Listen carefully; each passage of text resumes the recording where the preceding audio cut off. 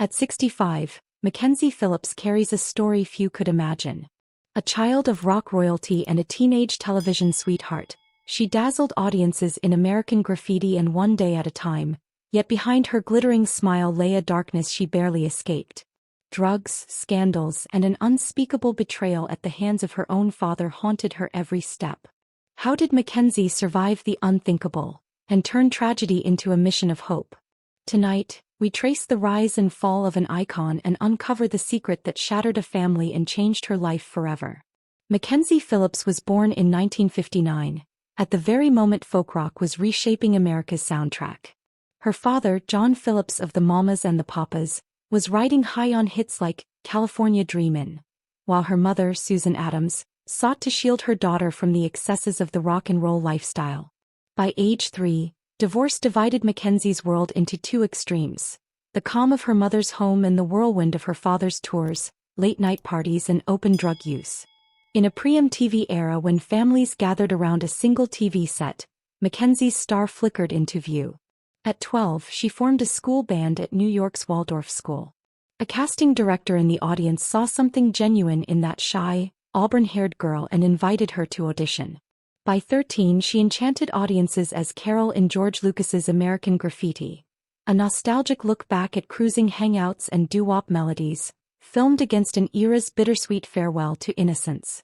At 15, she landed the role of Julie Cooper on CBS's One Day at a Time, the spirited daughter who sparred with her mother, articulated teenage rebellion, and became a relatable figure for millions of viewers. Yet while Mackenzie spoke her lines on camera, her real life was unraveling. Her earnings soared, equivalent to a modern salary of $250,000 per week, just as she was discovering the drugs her father had introduced her to at age 10. The line between performance and reality blurred dangerously. In November 1977, just after her 18th birthday, headlines froze the nation. Teen star collapses in West Hollywood.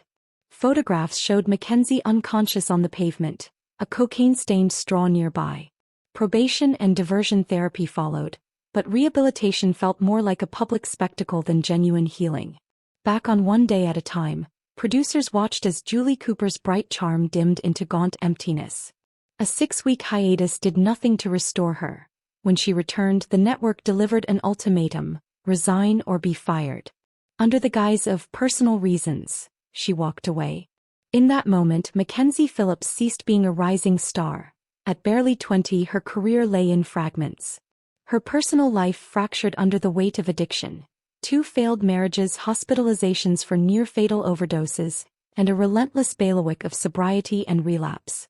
To fans, she remained Julie, the sharp-tongued teenager speaking truth to authority. But behind closed doors, she was fighting to stay alive. Even a later return to television with Disney's So Weird, 1999 to 2001, offered only temporary respite. A post-surgery prescription for pain led her back into the arms of heroin and cocaine. In 2008, at nearly 50, she was arrested at LAX for possession, an image that shattered whatever goodwill remained. Yet privately, a shift was stirring. Each relapse, each arrest, tugged at her longing for authentic connection and redemption. She would later say that her son Shane, born in 1987, became the anchor pulling her toward real recovery. Motherhood meant confronting the agony of missed birthdays and broken promises, of a child asking, "Where are you, Mommy? Did you expect this from the star you remember?" Let us know your thoughts in the comments. In 2009, Mackenzie Phillips released her memoir High on Arrival, revealing a secret she had carried for decades: an incestuous relationship with her father that spanned nearly 10 years. She wrote, "I woke up and realized I was having sex with him. I don't know when it started, I don't know when it ended." The admission struck like thunder. Incest, once unspoken and taboo, became the defining scar of her story. While some family members denied it and others offered fragile support, Mackenzie remained unwavering. There is no such thing as consensual incest. There can never be consent between a father and a daughter. That revelation cast new light on her relapses, her near-fatal lows, and the hollow attempts at therapy that could not reach the root of her pain. Her father died in 2001, taking answers to the grave. But Mackenzie chose to carry the truth forward, using it as a cornerstone for helping others. By 2014, after more than a dozen treatment attempts, She embraced recovery not merely as a personal battle but as a calling. She earned a counseling certificate, devoted years to work at treatment centers, and wrote Hopeful Healing, 2017, sharing her journey of resisting temptation and reclaiming inner freedom.